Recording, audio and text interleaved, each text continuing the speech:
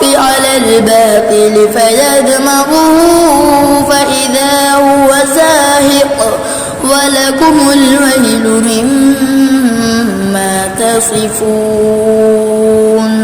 السلام علیکم ورحمۃ اللہ وبرکاتہ. الحمد للہ رب العالمین والصلاة والسلام علی رسولہ الکریم. اما بعد. اسلامی بھائیوں، شوال المکرم یہ اسلام کا 10واں مہینہ ہے. آئیے اس کی اہمیت کو نبی مکرم صلی اللہ علیہ وسلم کے فرمودات کی روشنی میں ملاحظہ کرتے ہیں. ایک حدیث امام مسلم رحمہ اللہ اپنے صحیح میں ذکر کیے ہیں. ان ابی ایوب انصاری رضی اللہ تعالی عنہما قال قال رسول اللہ صلی اللہ علیہ وسلم من صام رمضان ثم اتبعه ستا من شوال كان كصيام الدهر. حضرت ابو ایوب انصاری رضی اللہ تعالی عنہ بیان کرتے ہیں کہ نبی کریم صلی اللہ علیہ وسلم بیان فرمائے کہ جو شخص رمضان کے مکمل روزوں کو رکھتا ہے اس کے بعد شوال کے 6 روزوں کو رکھتا ہے تو گویا اس نے ایک زمانہ روزہ رکھا. زمانے سے مراد 1 سال اس نے روزہ رکھا. میرے پیارے بھائیوں، اس حدیث سے چند باتیں معلوم ہوتی ہیں.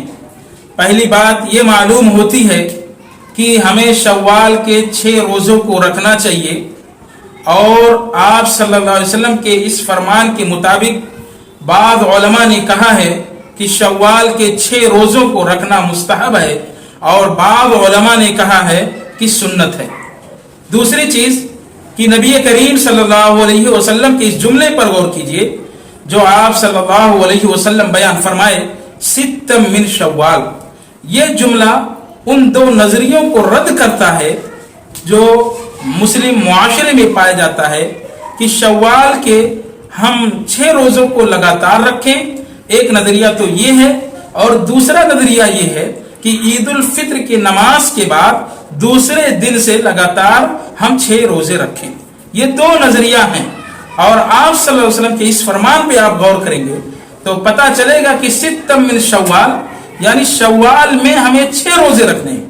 خواہ ہم چاہے لگاتار رکھیں اور چاہے چھوڑ کر کے رکھیں، یہ ہمارے اوپر موقوف ہے، لیکن ان 6 روزوں کو ہمیں شوال میں کمپلیٹ کرنے ہیں. اس حدیث میں شوال کے 6 روزوں کے فائدوں کو ذکر کیا گیا ہے کہ ان 6 روزوں کو اگر ہم رکھتے ہیں تو آپ صلی اللہ علیہ وسلم بیان فرماتے ہیں کہ اگر کوئی بھی بندہ یا بندی رمضان کے مکمل روزوں کو رکھتا ہے، اس کے بعد میں شوال کے 6 روزوں کو رکھ لیتا ہے تو گویا اس نے 1 سال روزہ رکھا. اور اس کا طریقہ یہ ہے کہ اللہ رب العالمین نے قرآن میں بیان فرمایا ہے من جاء بالحسنۃ فلہ 10 امثالھا، کہ جو بھی بندہ اور بندی کوئی بھی نیک کام کریں گے تو ایک نیک کام کے بدلے میں ان کو 10 نیکیاں دی جاتی ہیں یا ان کو 10 نیکیاں عطا کی جاتی ہیں. تو اس طرح اگر ہم رمضان کے 30 روزے رکھتے ہیں تو 30 کو اگر ہم 10 سے ملٹیپلائی کر دیں گے، ضرب کر دیں گے تو وہ 300 بنیں گے. پھر اس کے بعد میں شوال کے 6 روزوں کو اگر ہم 10 سے ملٹیپلائی کر دیتے ہیں تو یہ 60 بن جاتے ہیں. تو کل ملا کر کے 360 دن ہوئے، اور عربک کیلنڈر کے مطابق سال میں 360 بنتے ہیں. تو اس طرح اگر کوئی بھی بندہ بندی رمضان کے روزے رکھتا ہے پھر شوال کے 6 روزے رکھ لیتا ہے تو گویا وہ پورا سال روزے کی حالت میں رہا، اور وہ بھی فرض روزوں کی حالت میں رہا. ایک دوسرا فائدہ شوال کے 6 روزوں کا کہ رمضان مبارک کے روزے ہم پر فرض ہیں، اور ان فرض روزوں میں کہیں پر کمی بیشی ہوئی، کچھ نقص آیا تو اللہ تبارک و تعالی قیامت کے روز ان شوال کے 6 روزوں سے جو کہ یہ نوافل ہیں ان سے اللہ رب العالمین ان کی کمی کو دور کرے گا. جیسا کہ آپ صلی اللہ علیہ وسلم بیان فرماتے ہیں کہ کل قیامت کے دن اللہ تبارک و تعالی سب سے پہلے بندوں سے جس چیز کے بارے میں سوال کرے گا وہ نماز ہے.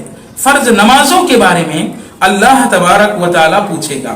اب فرض نمازوں میں اگر کہیں کمی ہوئی ہوگی، کچھ کوتاہی ہوئی ہوگی، کہیں پر نقص ہوا ہوگا، تو اللہ تبارک و تعالی فرشتوں سے کہے گا کہ فرض نمازوں کی کمی کو نوافل نمازوں کے ذریعہ سے دور کیا جائے، یعنی یہ دیکھا جائے کہ اس کے پاس نوافل ہیں کہ نہیں۔ اگر نوافل ہوں گے، نوافل نماز ہوں گے، تو فرض نمازوں میں جو کمی آئی تھی اس نوافل نماز کے ذریعہ سے ان کمیوں کو دور کیا جائے گا۔ اسی طرح اگر فرض روزوں میں کہیں پر کوئی کمی واقع ہوئی ہوگی، شوال کے ان 6 روزوں کے ذریعہ سے اللہ تبارک و تعالی کمیوں کو دور کرے گا۔ اس لیے میرے پیارے بھائیوں اور بہنوں، ہمیں شوال کے ان 6 روزوں کو رکھنا چاہیے۔ اگر اللہ تبارک و تعالی ہمیں صحت و تندرستی دے رکھی ہے تو ضرور بھی ضرور ہمیں ان روزوں کو رکھنا چاہیے۔